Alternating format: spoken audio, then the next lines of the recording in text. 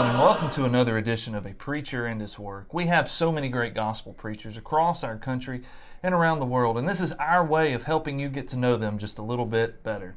We're coming to you from Polishing the Pulpit in Sevierville, Tennessee, and this is a great work. It's a great opportunity to come together as brethren, to fellowship and spend time together. It's a great time to meet new faces. And we have Brother Brandon Tibbits with us. Brandon, I really appreciate you coming and sitting down with us. Of course. Where are you currently working? I'm working in Winnie, Texas. It's a little small town in the middle of nowhere. It's in between Houston, Galveston, and Beaumont, three big cities, but smack in the middle, that's Winnie. All right. Well, how long have you been there? About a year. I just graduated from the Memphis School of Preaching, so I decided, that's where I got my work. All right. So first work. Right. Year in. Well, congratulations. Thank you. What motivated you to go to preaching school and to get into preaching? I liked it. I always enjoyed getting up and preaching the gospel. I was blessed with an opportunity. My home congregation was Vidor, Texas. And one of the things they always encouraged me to do was get up and do things. We would have youth-led services. I was leading singing from the time I was 4. And with my dad, have me up on his shoulder. And they'd always give me opportunity after opportunity after opportunity. And I wanted to, for one, when I went to preaching school, I had it in my mind, I will not be a preacher. And, well, that didn't work out. I met a beautiful woman who said, you should do this. And so I did. And I went to the Memphis School of Preaching, and it's been amazing. Well, I'm glad you made that decision.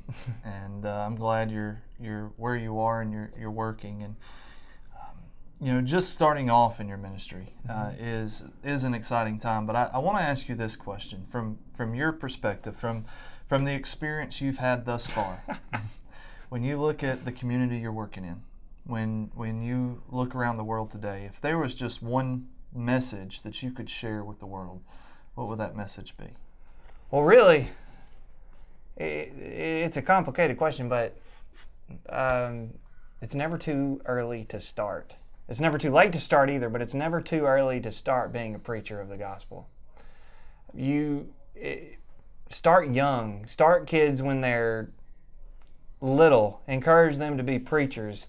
Encourage them to teach whatever kind of Bible class they can. I've seen 6-year-olds up with their dads teaching Bible class, and that's one of the most encouraging things for me to see, because I can see that person cares if that child teaches the gospel, and they're teaching them from such a young age to do it.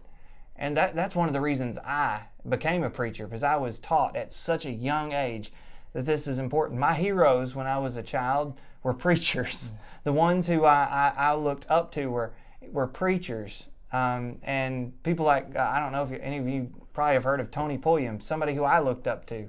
He was a preacher. And